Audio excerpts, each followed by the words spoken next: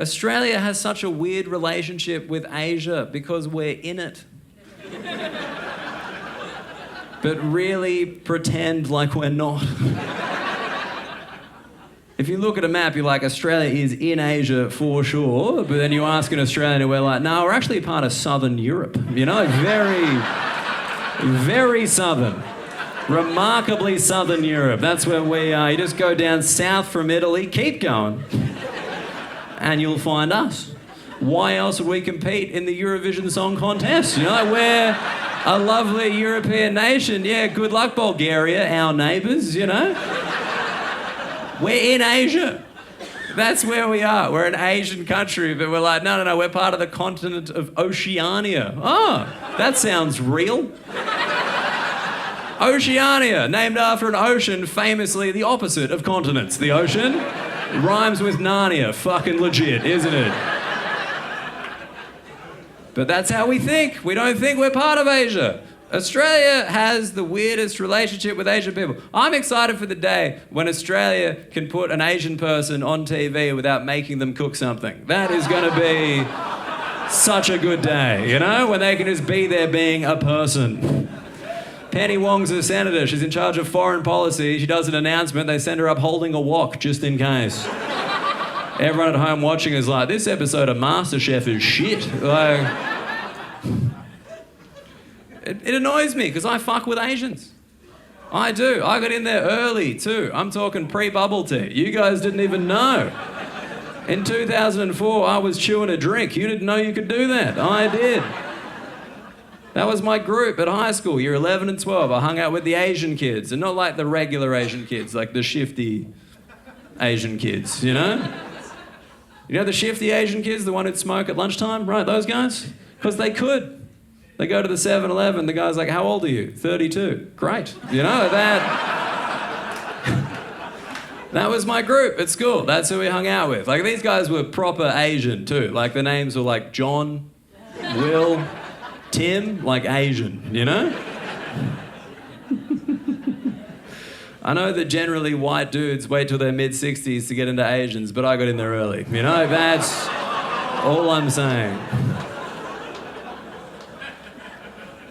And we used to hang out, and what we'd do is we'd go to the internet cafe, the net cafe in Strathfield, and we'd play Dota. That's what we'd do, Defense of the Ancients. We'd go there and play Dota. By the way, the internet cafe is a difficult concept to explain to young people, you know?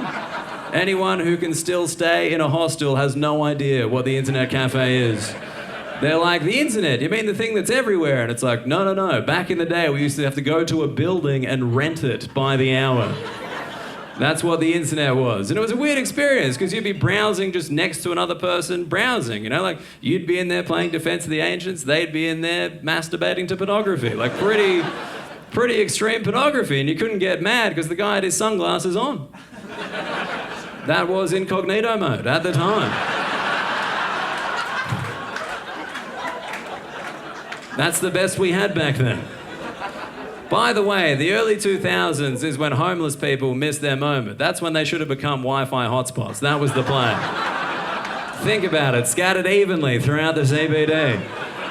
Get them a nice outdoor router, charge it up, they stand there, you're out of data, the bus is coming, you don't know when, you're like, Darren, what's the password? And he's like, $2, and you're like, fuck, you're a businessman. You know, that's... Again, I'm solutions-based, I can't help it.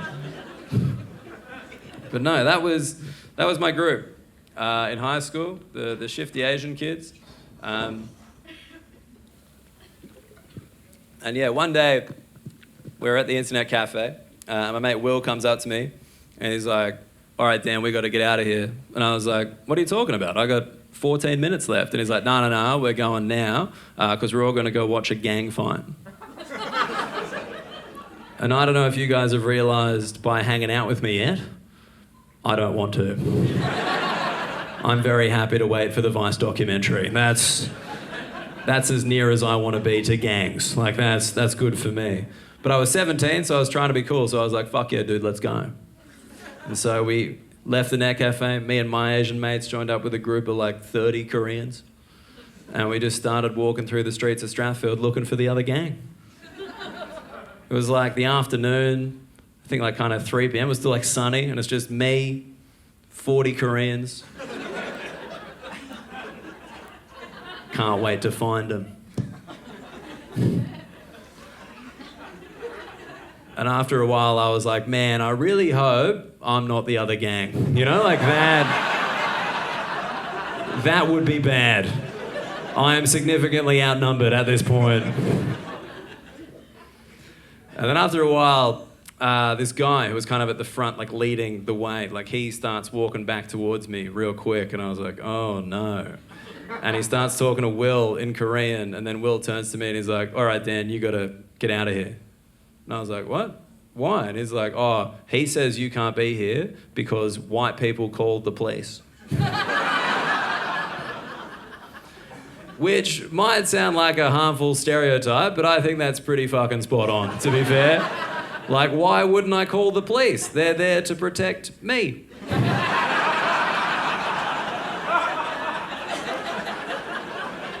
Turns out we both got a gang.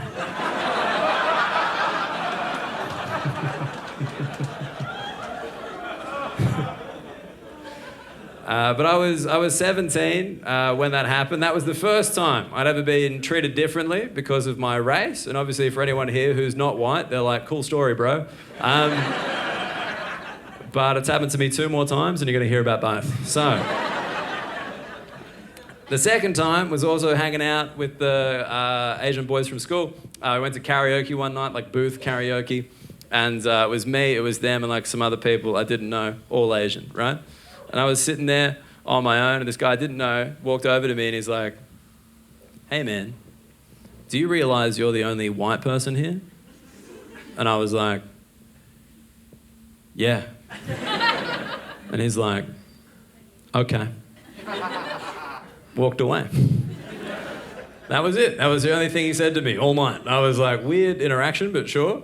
And then when I was leaving, I told my mates that. I was like, hey, what was with that guy? That was a bit strange. And they're like, whoa, he can't say that shit to you. That's racist. I was like, guys, that's not racist. That's counting. And I don't know if you realise he's probably pretty good at it.